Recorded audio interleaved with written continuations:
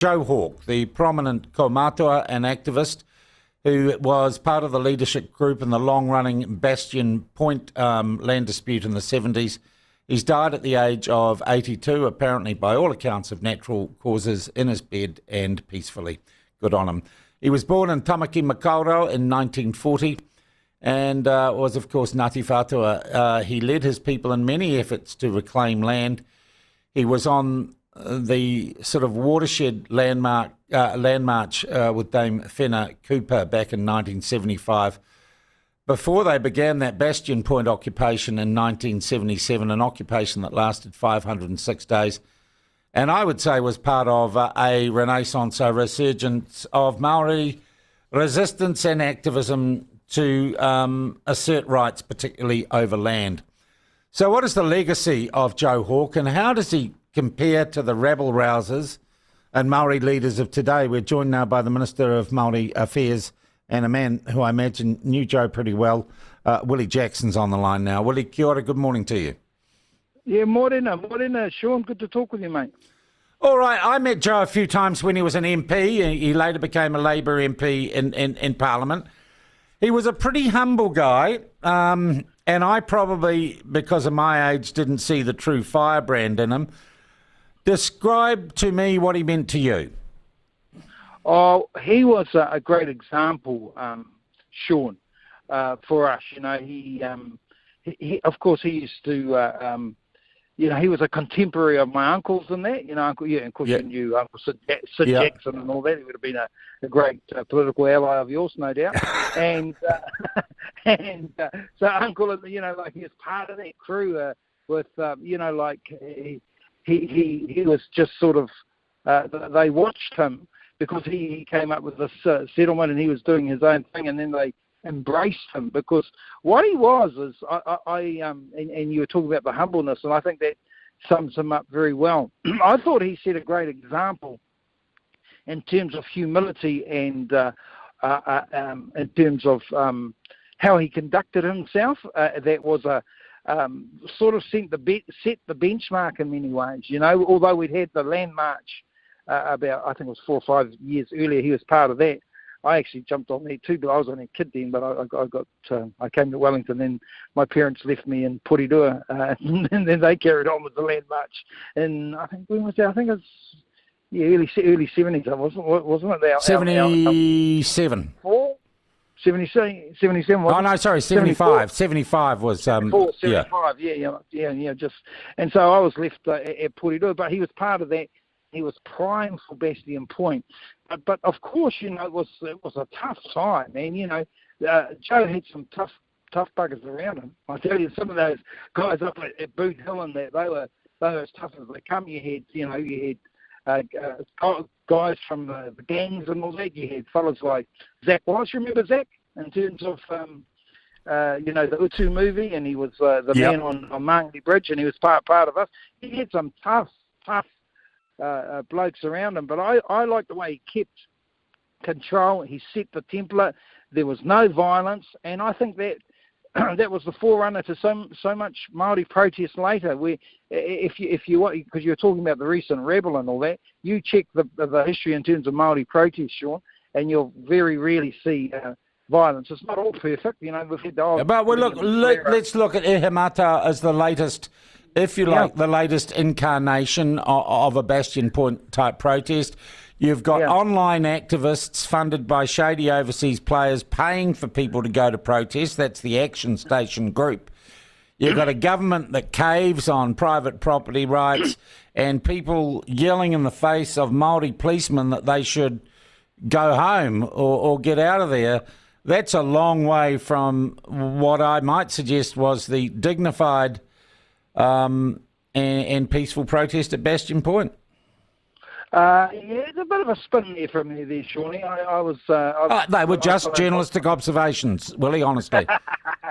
I live around the area. I'm not far from Ihumātao, and I think in general, Ihumātao protests, you're right, it got a bit aggro there at times, but it didn't break out in huge violence. I worked closely with Wally Homer. He got a bit, I'll be fair, he got a bit angry a couple of times when it did break down. But in general, I think that Ihumātao protest was pretty peaceful. Was it as good as Bastion Point? No, it wasn't. Was it as good as you would have been at the Hikoi when we came to Parliament in 2004, 2005, I think it was? You saw how peaceful that was. You saw how peaceful Mutua Gardens was. So going back to Joe, I think Joe and them set the template. Is it going to be perfect? No. Ihumātao a bit different too. Remember, they were young, driven by young activists, and you rightly point out there are other interests in there. So, but I mean, I don't think Ihumātao for one moment absolutely deteriorated into the total shambles we had outside Parliament there for a few weeks. Well, people protesting, Willie, it gets shambolic sometimes. What do you think, Joe Hawke, in terms of legacy? I look now at the way we are conducting what I believe, and we've talked about this privately, are important discussions about moving forward as a country and finding common ground and not dividing off into groups by race or by age or anything else. We got you sitting there yelling at David Seymour, he's not much of a Māori. Anyone pokes their head up against the parapet and they get called a racist, and people say, oh, I've been colonised. Strikes me that's not the sort of BS arguments that Joe Hawke ever relied on, Willie. It's not the argument I've ever relied on yet, and if you can check where I've called Seymour a racist, I'd like people to show me. I said that to Heather Duplessis the other day when I was talking to her off. She rang me, we had a bit of a debate. Obviously, Heather's never going to agree with me, as you're not, but you'll give me a fair hearing, I know that. But it's not a line that I've run with Seymour once, but it's a line that right-wing commentators keep saying, oh, Jackson said he was right. Well, just show me where I said... Well, Tukaki's run it. But that's Tukaki. That's not me. All I say with Seymour is that he tells lies all the time. I'm not saying he's not a smart cookie. I'm saying that, and we're going off track here, but I'm just saying he twists it and he runs the Great Don Brash line and perpetrates this myth that Maori think they have a superior right, and we've all got the same rights and all this sort of stuff. And you and I can get into that, and I'm happy actually to come in and have a talk with you anytime. And I think as you know, I'm just trying to get the time clear to get David Seymour and you in the studio here together for a discussion, which I think is something that Joe Hawke would have been into, because at the end of the day, he went from sort of Firebrand March occupation leader, he ended up in the halls of power, kind of like you have. Yeah, well, Joe was an understated bloke, but he was a scrapper. Joe was tough. And he could front people, but he always conducted himself well. So conduct, I suppose, is always incredibly important. For me, I'm of the same ilk, but if it means that I have to insult a Seymour, who, in my view, because he said to me, oh, you made it personal. Now I'm telling you, he made it personal. He makes things personal with our people when he decides to cut out everything that is dear to us, Māori development, which is doing great work, when he decides to share codes that are meant for kaumātua. David declares war on our people. He makes it personal. Oh, come on, declares war, come on. Why do you get so upset for someone like Seymour? You've called everyone everything in the book. I think, in fact, you and Laws, I just can't believe the way you guys have cut people down, and then you all get broken and twisted when... I know, I'm fine, mate, honestly. Come on, mate. And you know what I'm talking about. I know the guy's got a heap of talent. I work with him on euthanasia bill. I work with him in terms of chartered school. I'm talking about is he's useless as an advocate for Māori. You know what I'm talking about. Well, he's not. He's an advocate for freedom of speech, for liberty, for right of centre policies, and for democracy. What's wrong with that? No, he's an advocate against Māori interests. That's what I'm saying to you. He keeps saying, the Sri Lankan, he's the same as you, the Indians the same as you. He's denying that Māori have a right under the treaty. It's called Article 2, Article 3 rights. You know about this. It's been recognised by the law. It's been recognised by the judges. But what does Seymour say? Well, he says the same as Plunket and Laws. What do the judges know? This is what you guys do. Oh, those judges, they don't know anything. No, those lawyers, they don't know anything. David Seymour and Michael Laws and Sean Plunket, well, we know more than the judges. It's like the economy the other day. As soon as the economist hammers him, he goes, oh, what does he know? Because I know more than that. It's the classic line.